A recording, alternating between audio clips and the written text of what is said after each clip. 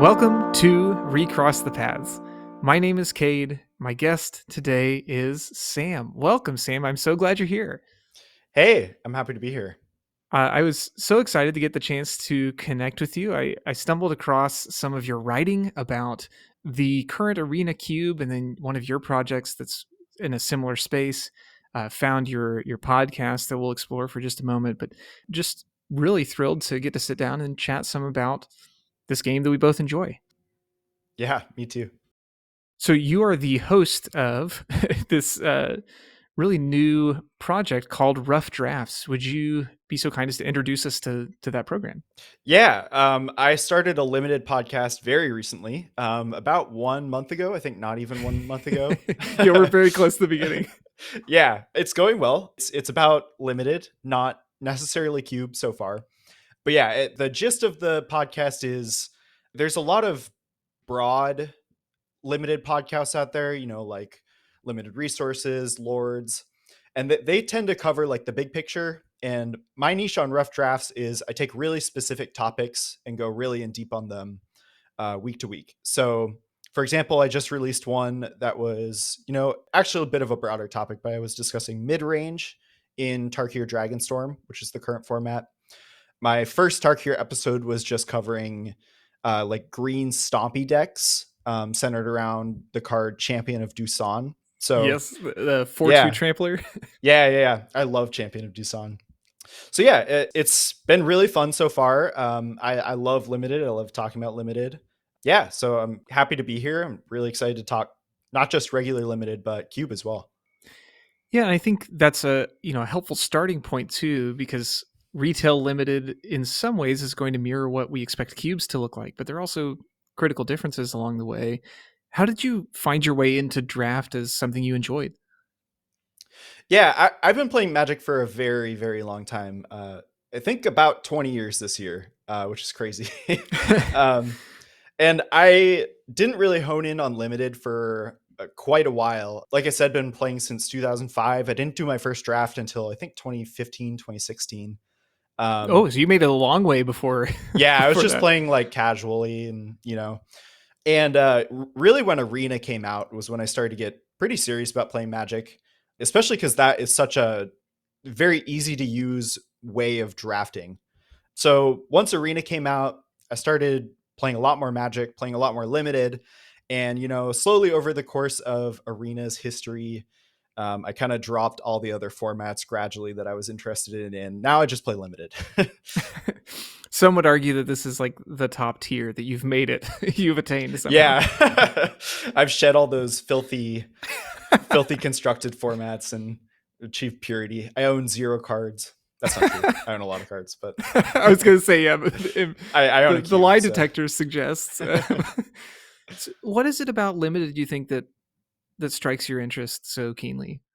One of the big things is that these days a new format comes out every 2 months, and the discovery process for limited formats is so much fun. Like there's the whole build up with spoiler season where you get to know like 300 cards, like 300 cards. Like if you're a constructed player, you care about maybe like a dozen, 2 dozen, depending on the Mm, format. yeah. And it's so much fun to. I think one of the great things about Magic is there's so many ways to look at the game. And I think the great thing about limited is that the way that you look at the game changes with every new format. So the colors are differently balanced in every format. Like the color pairs are doing different things in every format. The way that you would approach a draft differs format to format. So there's just so much variety. There's variety not only between formats, but between individual drafts that you do. There's variety between the individual drafts and also the strategies that you would employ in week 1 of the format versus week 2 and week 3, or if you're like going back to the format a couple of years later. So really, I think it's the variety. I think it's needing to think on your toes in the drafting and the gameplay. Yeah, limited's awesome. If you couldn't tell, I love limited. Hey, I'm right there with you.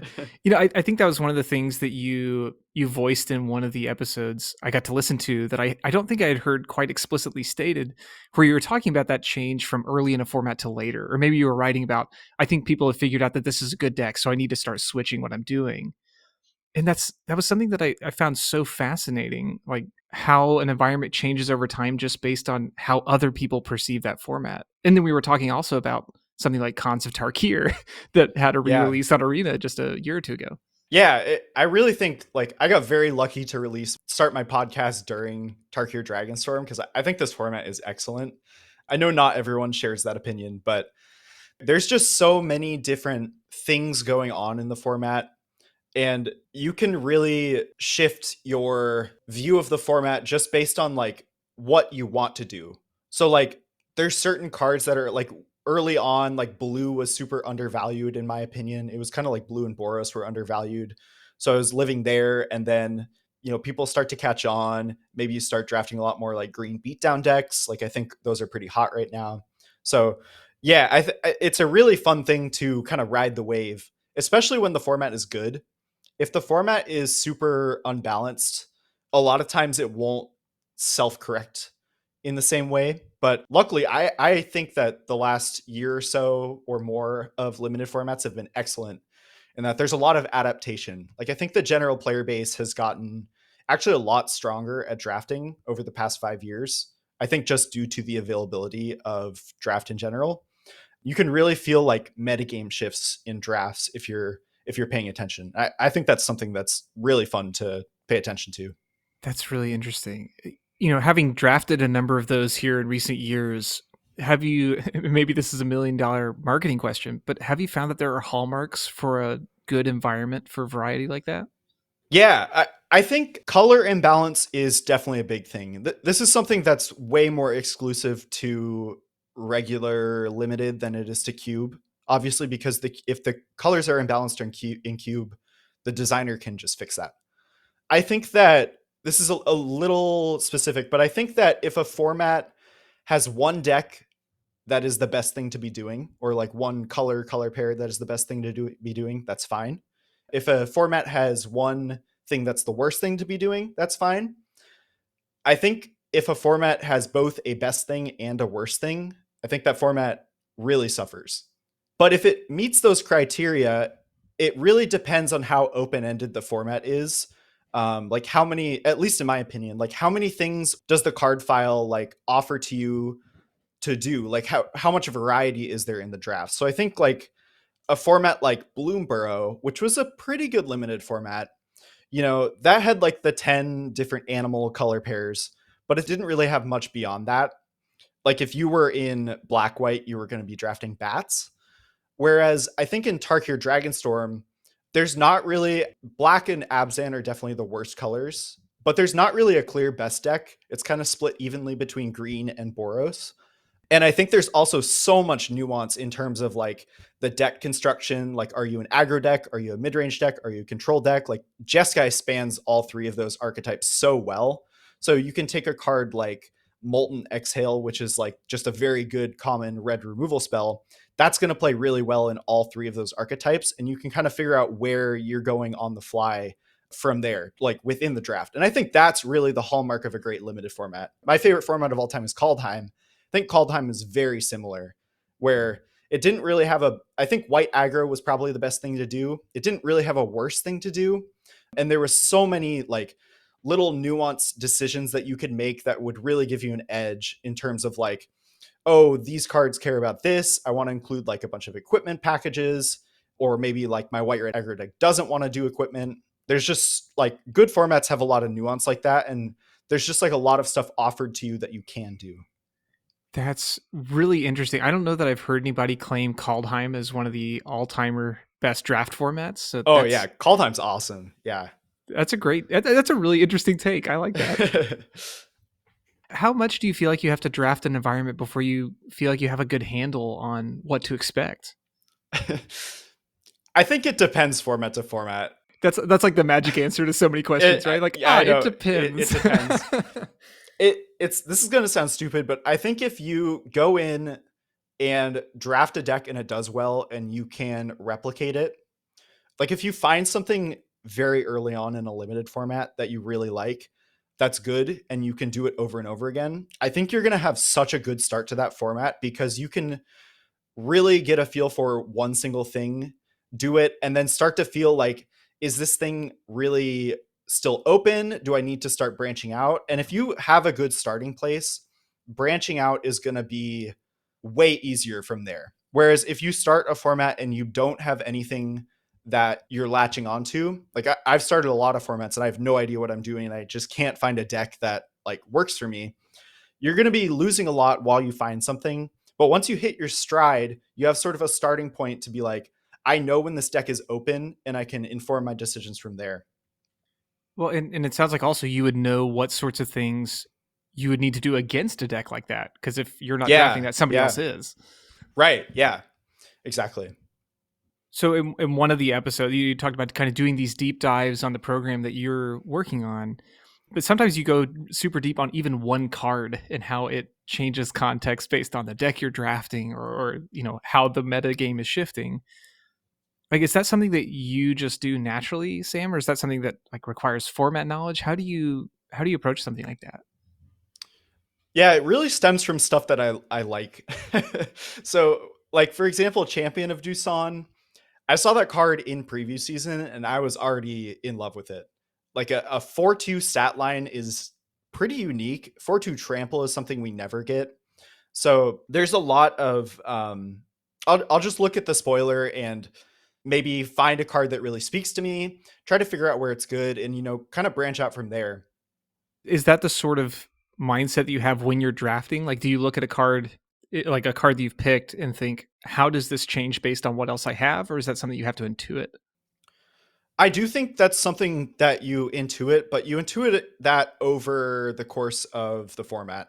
I guess actually, occasionally I will be drafting, and I actually had an epiphany like this with Wild Ride, which Yeah, is that's like, the episode 5 topic, I think. yeah, it's a reckless charge callback, and yeah, so very occasionally I'll be drafting and I'll be like we'll take Wild Ride for example. Like I'm an aggro deck, but I actually have a lot of evasion. Maybe Wild Ride works here, and I'll try it. And sometimes it works, sometimes it doesn't. But I think a lot of it comes from just kind of thinking about the format, talking about the format with other people. I'm in a couple of limited focus discords. That's kind of how I got good at limited over the years. It's really important to talk to people, especially in limited, because you just see what other people are drafting. You only have your experience, but if you can hear someone else talk about stuff that they're having success with, you can start to see other things in the draft start to pop up that you might not have seen before. And also paying attention to your opponents, like paying attention to what your opponents are doing, what you're losing to. That's another thing that's really nice and that's really satisfying to be able to do during drafts is, you see your opponent beat you with something that you've never seen before and you'd be like, maybe I should try that. If you can't beat them, try to beat them with that, I Yeah, guess. yeah, exactly. So, how did you get from your retail limited experience to cube drafting or cube curation, I guess? Yeah, so there's obviously a lot of like cube content out there. Like vintage cube is something that gets talked a lot about in the Magic content sphere with LSV's videos and stuff like that. So I think it's pretty natural for Magic players to know about cube. I was pretty interested about cube, and I think a lot of people like me only really knew about vintage cube to start. Which is fine. Because you're a prolific drafter. You've had a great measure of success. It sounds like over time drafting a whole lot. So it would finding what's the next most popular draft format then. Yeah, yeah.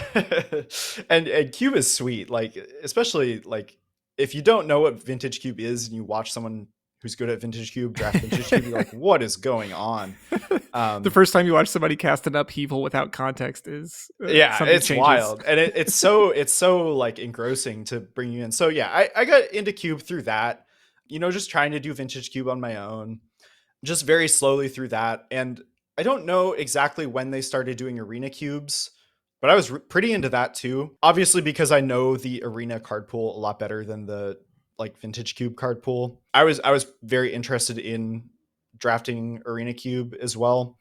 Much different experience from vintage cube also. So Yeah. wildly different like card pools and types of magic that are being played, even though they share a lot of the same cards. Yeah, that is interesting. Like many of those cards just haven't been programmed on Arena at all, like just don't exist. And the power band they seem to be striking is intentionally different. Yeah. Yeah, definitely. So then, with something like a retail limited draft, it's something you're drafting over and over again and building a familiarity with. And in many cases, bunches of people are drafting that with you, and you get to adjust and evolve around that. How does cube draft look different when you're looking at it that way? I think while retail limited is very replayable, cube is like the ultimate form of replayability because it's really up to the designer. And I think these big cubes, the arena cube and vintage cube, they're designed with replayability in mind. Like retail limited, you're grappling a lot with color imbalance. Um, like you're grappling with like, this is a black card. I know black is really weak. It's a really good black card, but do I really want to get into black? And that kind of exists in a lot of cube environments, but I think the intention of a lot of cube environments is to take that away. And cube really presents you with the question like, what do you want to draft? Like you're presented with a pack of cards. They're all going to be within some band of power level, and it's very open-ended like that. Like what do you want to draft? And I actually think that's a hallmark of, like I said before, I think that's a hallmark of the best limited formats, is not just like what should you be drafting in the seat, but also like what options do you have in your seat and what do you want to draft? Like how do you want to steer your draft in a certain direction? And I think that freedom is something you get in cube drafts by design. Well, yeah, I'd love to unpack a little bit of that using a cube that you're working on as an example. So this is, I guess I would call it Samp's arena cube. Is that the best way to pronounce it? Yeah, I that's like my tag or whatever is just Samp. There you go. Then you want to go ahead and give us the elevator pitch for Samp's arena cube, and then we can unpack some of that. Yeah, so I am fully aware that I have the entire card pool of Magic the Gathering's history at my fingertips when designing a cube. I know that restriction breeds creativity. I really like the arena card pool. I think it's really interesting mix of the power and power creep that we've gotten over the last almost decade now, and just like very random cards from Magic's history. Yeah, it does kind of feel that way sometimes. Yeah, it's just like you have like Oko and Fable and Oh, you guys Nadu. won a Deathrite Shaman, right? That's what Yeah, we and were then they're missing here. just like, yeah, we'll give you Jace the Mind Sculptor and Deathrite Shaman. So obviously, like I'm most familiar with the arena card pool. Like I feel like I can be more creative if I restrict myself just to those cards. I also think it's really fun to be able to add cards to my cube when the arena designers decide to add random cards to arena.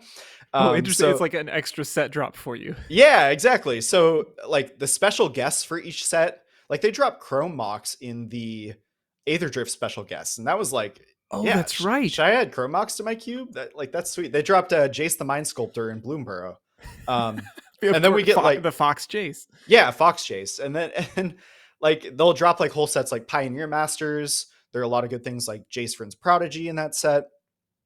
So I just think it's fun to restrict myself like that. I have drafted my cube online a couple times, not as much as I would like, but I get reps with it in paper as well. Who of us has drafted our cubes as much as we would like? Yeah, exactly. I get paper reps with my cube, so it's all good. But yeah, I think it's a very interesting. The arena card pool is very powerful. It's a lot more powerful than people think. There are cards like Sneak Attack, Natural Order, Show and Tell, Chrome Mox I mentioned, like really powerful old cards. I'll switch into talking about less the arena card pool and more my cube specifically. I think you can build a cube that has those very powerful effects, like very unfair magic, but it's kind of lacking a lot of the free interaction that Vintage Cube has and a lot of the redundancy in power. Like I kind of think a lot of the unfair things in Vintage Cube are kept in check by the absolutely busted like commander cards that they've printed, like Fourth Earlingus and Minskin Boo, Yeah. which actually makes Minskin Boo is on Arena. Um, Oh no. yeah, not in my cube. So I've kind of designed my own cube to be a very fair environment. It has the whole spectrum from aggro to control. There's really very little combo because it's definitely powerful and it's definitely something you could do. I don't think it would be very fun, just personally. You can do unfair, like Nadu is in my cube. You can go off with Nadu, and there's some pretty good synergy stuff like sacrifice decks that kind of verge on combo, but no like real infinite combos or like combo strategies. And in the spirit of power, it sounds like you've also chosen to eschew alchemy entirely. Yeah, I have complicated feelings about alchemy. I think a lot of the designs are pretty sweet.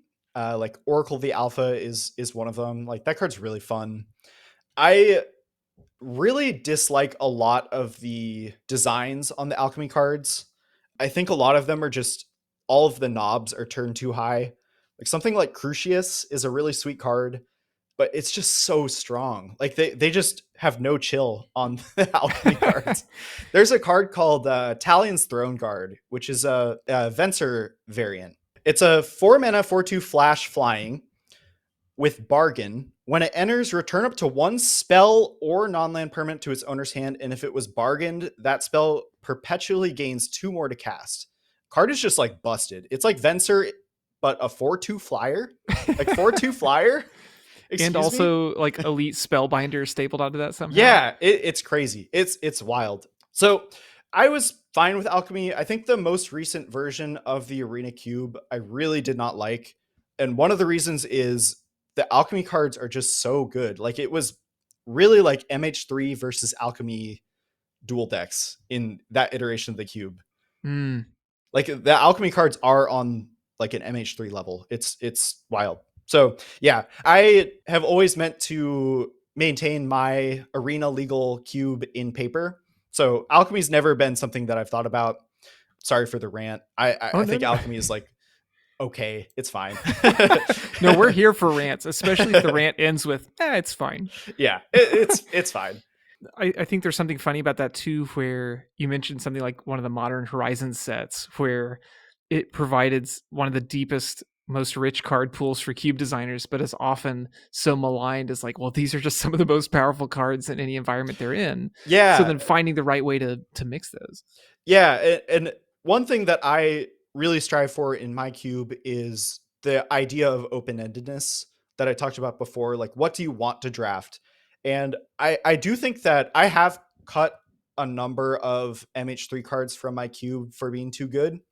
Just because, like, when you open a pack and you see a Johnny, like, you have to take a Johnny. Right, right. It's just like, it's so much. And that's more palatable in Vintage Cube because, like, opening a Mox is, like, exciting. And you could do so much with a Mox. Whereas a Johnny is just like, Johnny's just going to be great.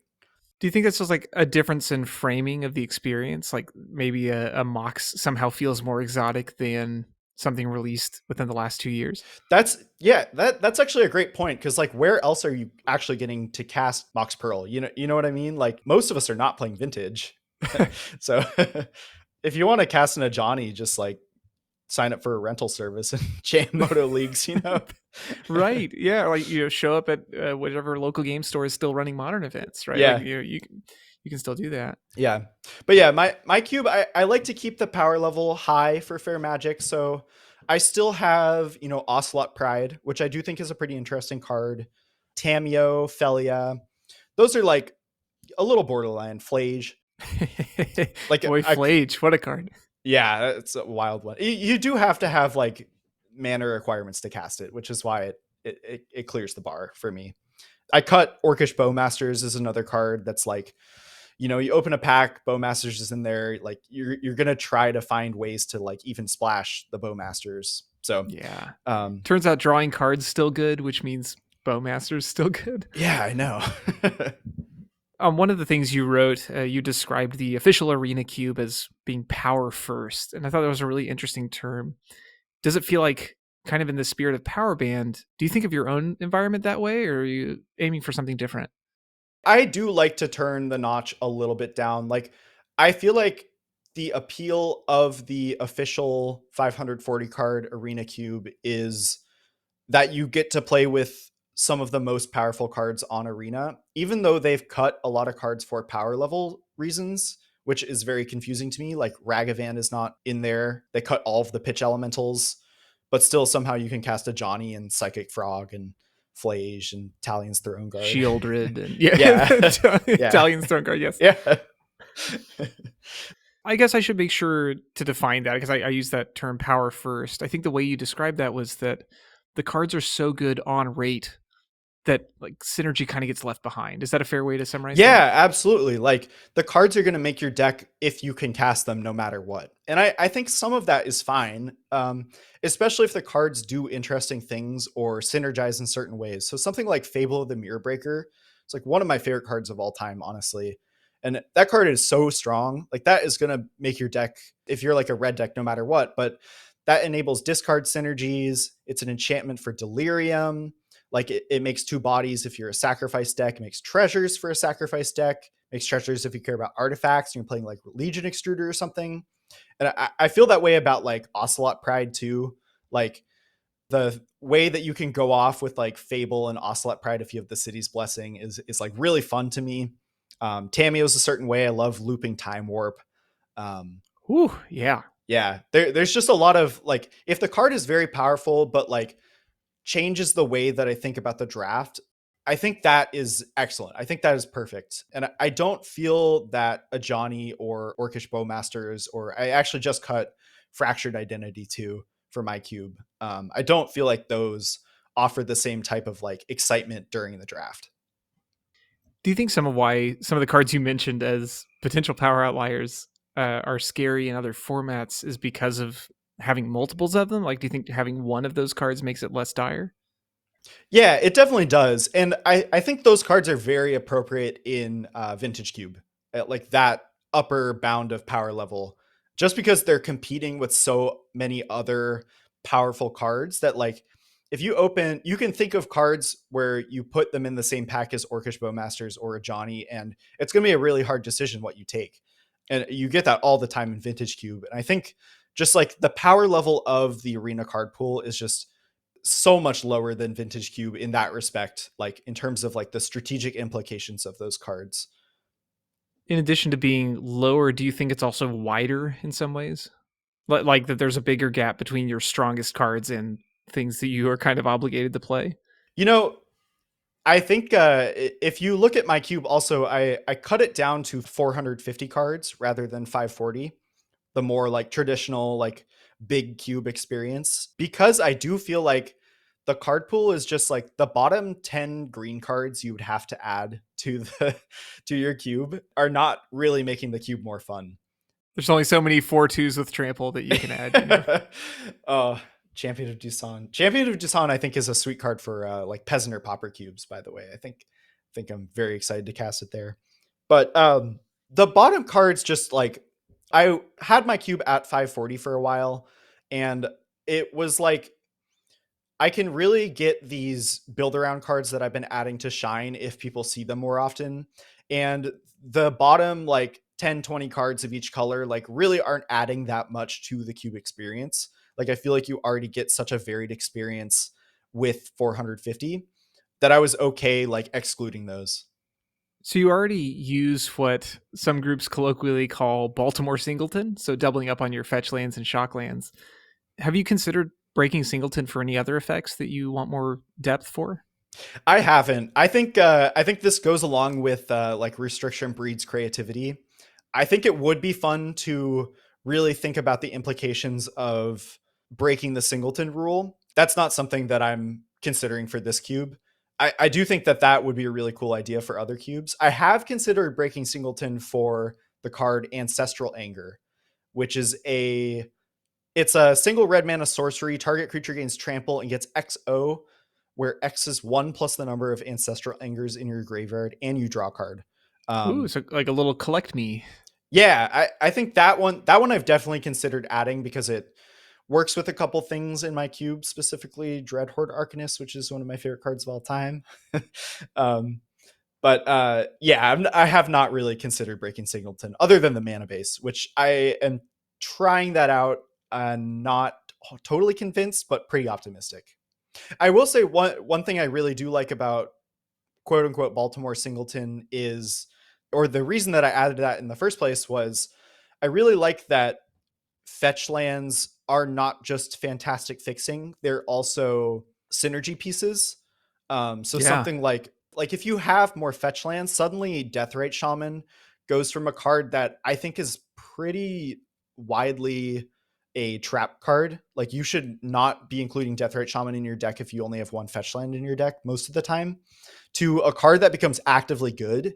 And I think that just having more fetch lands really opens up a lot of synergies that would be hard to do with a single cycle of fetch lands. Another card is like Reckless Pyro Surfer is a really sweet one. sure. Yeah, Um, there's just like a ton of stuff, and this is something that the official Arena Cube did in the last iteration, which I was extremely skeptical of, and I think they went a little too far. They had 3 cycles of fetch lands, but it ended up making random cards like Deathrite Shaman really viable and valuable, which I thought was really fun. So I'm trying it out in my cube. I'm a little worried it'll make the mana too good, but it also buffs the aggro decks, which I think is good because people start at a lower life total. Oh, another right. card Yeah. that it makes better is Scourge of the Skyclaves, which is one of Oh my favorite yeah. cards because everyone's starting at 19 life. So your Scourge is suddenly castable in turn 2 most games, which is really sweet. You don't have to wait quite as long. Yeah. I think you mentioned in one of the things you when you were kind of reviewing the changes to the official Arena Cube, you're talking about how different the cube feels when you make changes to the mana base like that. Kind of with that in mind, how does your cube feel or play differently from the official Arena Cube in your experience? Yeah, one thing that I really have worked hard to support in my cube is build arounds. And that is a very, very wide term. I don't mean build arounds something like Cursed Recording in Duskmourn, where you see that card and suddenly your entire draft changes. And I have some of those in my cube, but talking about a card like in the overview of my cube, I mentioned Heartfire Hero a million times. And I Yeah. think that card is so cool in cube. Like there are so many random things that target your creatures and you don't even realize it, like equipment. You can just like Yeah. re-trigger your Heartfare here every turn. I was drafting a friend's cube the other week and I had the old Elspeth that gives something +3/+3 flying and vigilance, I think. Yeah, Um, also. Oh my goodness. yeah, so you can trigger your Heartfire Hero every turn with that. So I think the Arena Cube, like we discussed, like the official one is very power focused. Like they're very concerned with like pushing the power. You're going to do something powerful. I've kind of toned that back a little bit so that cards like Heartfire Hero, or I'm working really hard to support Monument to Endurance in my cube. I haven't seen someone do it yet, but It's such a cool card. yeah, that's a true build around. Like you really need probably like 10 things that discard to make that work. And I'm not even sure that's enough. And if it's not, I'm probably going to cut it from my queue. But there's other cards in there as well. Because that one literally does not function without you doing something else. Kind Yeah. of reminiscent of some older card designs. Yeah. And that takes a lot of space in the queue, but also like there's a lot of good cards that discard. Like I don't have to play bad cards to enable that. Like something like I said, Fable is like that just like, yeah, Fable's fantastic. Like, and that enables Monument. And then you're gonna draw into more discard cards. Like Evora is another one that's one of my recent favorites. I saw that card and immediately fell in love. Yeah, from Jumpstart 2022, I Yeah, think. yeah. Or Or, 2025. or 25. Oh my Or goodness. yeah, Yeah, the that's a most new card. recent, the Yeah. Foundations Jumpstart. I'm sorry. Yeah. Yeah, well, and you have so many options through things like cycling or just stuff that's channel that's not official discard, quote unquote, but that it engages that way for this purpose. Yeah, so that's really what I like out of drafting is like you see a card like that and then it really makes you think about the rest of the draft, and not even like Evora is just kind of a good rate card, but then you're on the lookout of like, ooh, I can play Charter Course in this deck and then I can play that pre-combat to discard an extra card for Evora, just stuff like that. I'm into it. I'm into it. You kind of described your build arounds as how do I say counter to archetypes. So rather than thinking of the blue white deck is this, you try to pick more direct targets. It sounds like, is that a fair assessment?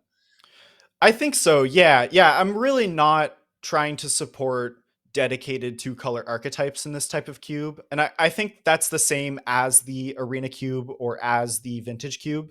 Like you could be blue white and it's up to you to figure out, am I like a blue white control deck, blue white tempo deck? And you're usually coming at that through key cards, or like you're deep into one color. So you'll start down like a white aggro path, and then like you just pick up some good blue counter spells, and suddenly you're blue white. And the build arounds are the same way. Like the sacrifice deck, that is one of the few like quote unquote archetypes that I've tried to support. And really, all I've done is seed a couple of sacrifice payoffs in black, like Yawgmoth and Priest of the Forgotten Gods. And now I put Mayhem Devil in because that's another card that works really well with fetch lands. Mayhem Um, Devil loves some fetch lands. yeah, it's sweet. But really, the sack deck, I've had it work way more in white black than black red, because you will be like a white token deck, and then, or like just like a white go wide deck, and then you'll get past like Priest of the Forgotten Gods, and then suddenly you're like, oh, I could just pivot to be a sack deck, and that's what I'm doing with all these tokens rather than like trying to push damage. Or you're like a black deck with Priest of the Forgotten Gods, and you see all these like white token makers. So it's really more about like the direction that the draft that you want to go down in the draft, or the path that you're going down in the draft, than trying to find your lane and be like, I'm going to be black white sacrifice because I picked up Priest of the Forgotten Gods. I like that. That's cool. Sam, how do you go about making changes to a project like this? Like, does this look that much differently because it's an online endeavor, or like, I guess, an online based endeavor? Yeah, it's set by set. It's very vibes based. I pull out all of the cards each set, all of the new cards that I'm interested in, and kind of sit with them for a couple weeks, because obviously my interests are elsewhere for the first couple weeks of a set, just to see like the types of cards that are getting played in constructed formats, like what people are doing there. Can you speak to that transition? Because I thought that was really interesting when you mentioned that earlier, that like drafting the set as a retail set for a time and then pivoting to something more like cube or constructed. Yeah, because it's fun to see the cards that you know in limited in other contexts. So, like I said, my favorite part about limited is the discovery process and the mastery of a limited format. And I do feel that, like, on some level, cube has no ceiling to that, if it's like a well-designed cube and a cube that's built for that purpose. And also because, like, I have a cube play group, we play a different cube every week. So kind of like a limited format does run its course, and sometimes I'll do like 100 drafts of a set, and at that point, like, the set is so good that I feel like I'm still having fun navigating the drafts, even when I know basically everything that you can do. Like Duskmourn Mm. was a set like that, where even though I've mastered everything in Duskmourn, like I know basically the whole format, I still think it's fun to draft Duskmourn, like to navigate the drafts. And I'm feeling that way about Tarkir as well. But that's the feeling that I get from Cube, is like, no matter what, it's still fun to navigate these drafts, feel like I came out of the draft doing something sweet and then getting to play it. So yeah, it's very, very complimentary. And it's funny that they're both like limited Magic, but they feel, they really have very different ethos behind them, because Cube is such like a personal artistic endeavor, like in maintaining a cube and getting to appreciate someone's cube, whereas limited is a lot more like technical, like you're working with people to kind of crack a code. That's interesting. I hadn't considered that exact dichotomy, but I appreciate that sense on that. And I didn't mean to derail you there. So with that process of you're drafting a set a number of times until you feel like you've kind of explored the avenues it's given you, and then taking some of what you've learned there and maybe applying that to a project like a cube that you're working on. Yeah, and I think with cube changes in general, I actually take a lot more from constructed than I do from limited. Obviously, a lot of times the limited cards, like the feel I get for them in limited is going to be at lower rarities. Something like Kishla Skimmer is a card that I've worked to support in my cube. That's a card that I love in the limited format. Versus a card that's not in my cube that I have dreams of supporting in some cube someday is Eshki. Oh yeah, this is the teamer legend, right? Yeah. It's like a giant green 4-drop that like grows and draws cards if you cast a creature and a non-creature spell. I watch a lot of Aspiring Spike on Twitch, even though I don't play any modern at all. And he's been brewing with this with like Mox Opal and Mox Amber and Mishra's Bauble. And That's that's amazing. that really gets my like cube brain going like, how can I make Eshki work? Like, how would I make Moxamber work? I've decided that Eshki and Moxamber aren't worth doing in my environment, but that's the sort of stuff that I'm really interested in, like picking up is like a lot more from constructed than from limited. Another example is the Esper Pixie deck in standard. I think what that deck is doing is really cool. A lot of that hasn't made it in, but like Kaito, like the Duskworn Mm-hmm. Kaito, Mm-hmm. that's a card that I would not have put in my queue based on my limited experience.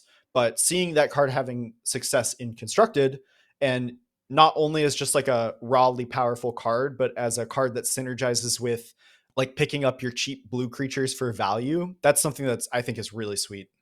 Yeah, it's fun to see those that take cars that you would otherwise look over and make them into something greater than the sum of their parts in a way. Yeah, yeah, definitely. One of the cool things you've done with the design of this that you made note of was that you have part of this distilled down into a Twobert module. Can you speak a little bit to that? Yeah, that's from Ryan Overturf's terminology of like a two-player cube. This is what my arena cube started as. Was it was during the pandemic. I only had a couple like in real life friends that played Magic, so I was only getting together like one on one with a couple people occasionally, and I wanted something to play, and I had always been like interested in cube design. So I started with like a 180 card two-player cube, and that eventually grew as like I grew a real life play group to a full cube. But then I realized like sometimes there's only like two of us or four of us. So I could just take the cards in my cube, distill it down to a 180 card module of that, and like have that in the box with the cube. And then there's only four people that show up. We could just draft with this smaller module. So that version has a lot of the build arounds taken out of it. It's a lot of just like generically good, fun magic cards. One thing that I haven't discussed that I really like in Cube is toolbox elements. So something like Stoneforge Mystic or Ranger Captain of Eos or Bright Glass Gear Hulk or Micromancer is one of my favorites. And those do work in a smaller cube environment. I think those work really well in the 180 card module, like the two-player module. Yeah, because like you'll see both the toolbox card itself and a number of the things that it can get. Yeah, and I think that like gives you the experience of like the build arounds in the big cube where you see a card and you be like, "Ooh, I want to do that," on like a more manageable level. Like you take a Stoneforge Mystic in pack 1 and then you're on the lookout for like, "Oh, Blade of the Oni. I can get that with my Stoneforge Mystic." Do you ever worry with a toolbox setup that you're going to run into samey games, or do you feel like there's enough variety as you go? No, I think like samey gameplay on some level with a cube of this size is a feature, not a bug. So something like the card Micromancer, like you want to get Ephemerate with that card. Yeah, And you so should get ephemerate. yeah, so like I think that that's kind of just becomes the vibe of what Micromancer is like you're playing Micromancer and it's going to bounce itself and get something else a couple times. So I do think that like that redundancy is a feature, not a bug, because there's so many other cards in the cube that have like different play patterns, of course. Well, Sam, I wanted to ask you one kind of broad, overarching question based on your experience with drafting retail limited sets at a high level and engaging with Cube as well. How do you approach drafting a cube differently from drafting a retail limited set?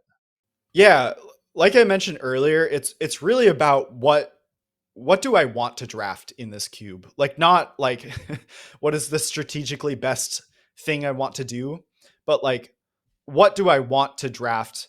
And I'm still reading signals, like taking other things into account, but really what I like to get out of a cube draft is some form of self-expression. So I like to come out of a cube draft and feel like yes, I built this deck. Like this is something that I produced out of the draft. And I think Cube delivers that so well. Even if you don't know the cube, like you can feel like, hey, I read what this cube is about. I built a sweet deck, and I'm excited to play it. And I think a lot of times in regular limited, if you're drafting the same thing over and over again, which does happen and it is pretty fun to do a lot of the times, that's a different feeling of like, hey, I did something cool. I accomplished something. And I think Cube always offers that. That's excellent. Well, Sam, what advice from your experience here, either drafting or designing, would you offer to other players and designers in their own journey? Yeah, so I would not claim I'm a savvy cube designer or cube player, honestly. My arena legal cube is like my only cube project I've worked on. But I would say, like, if you're gonna try something, like, really try it. So one thing that I've been working on in my cube, like I mentioned before, is Monument to Endurance, which nobody has touched in a couple iterations of it, but no one's really tried it, and I've been kind of disappointed by that. So I've really like added so many discard cards in red to support that because I want someone to do that. And if they do it and Monument ends up being not worth it, that's good data.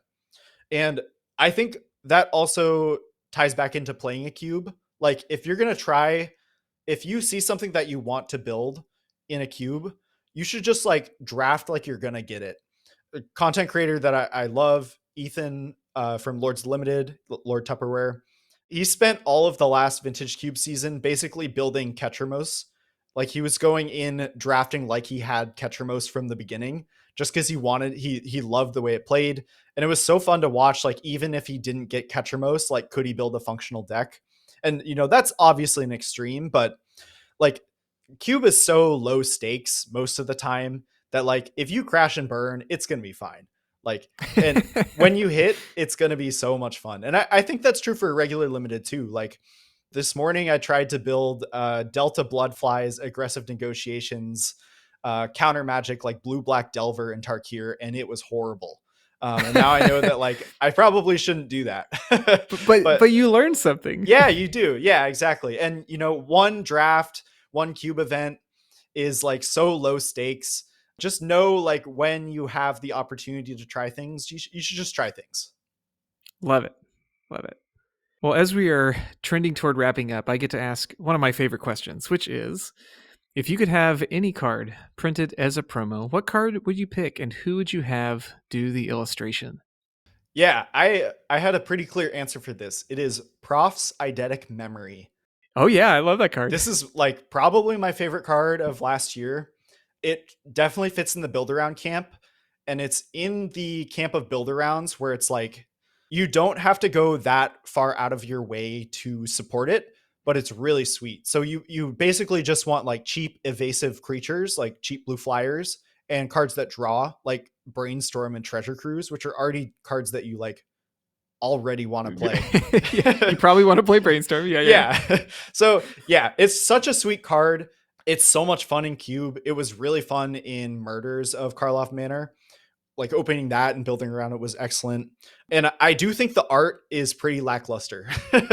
It's such like an abstract, weird concept. It's like the dude's memory palace.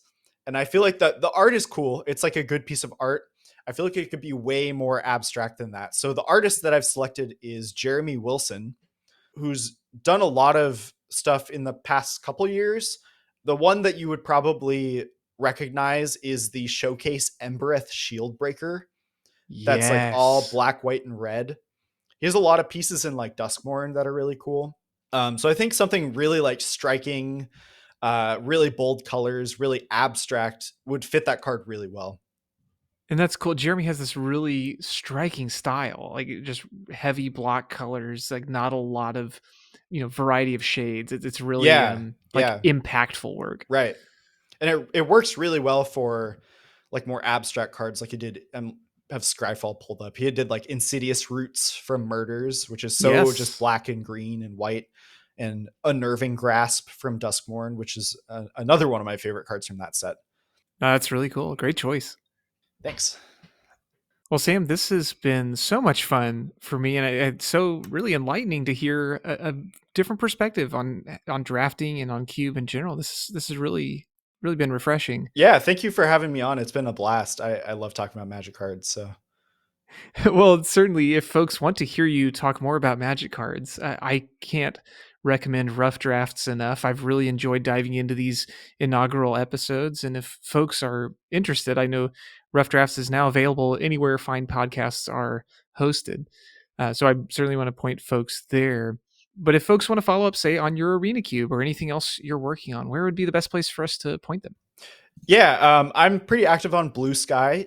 I'm sampratt.bsky.social. I'm also on Discord as Samp6. That's SAMP6. And let me check my Cube Cobra. Yeah, I'm SampP6 also on Cube Cobra as well.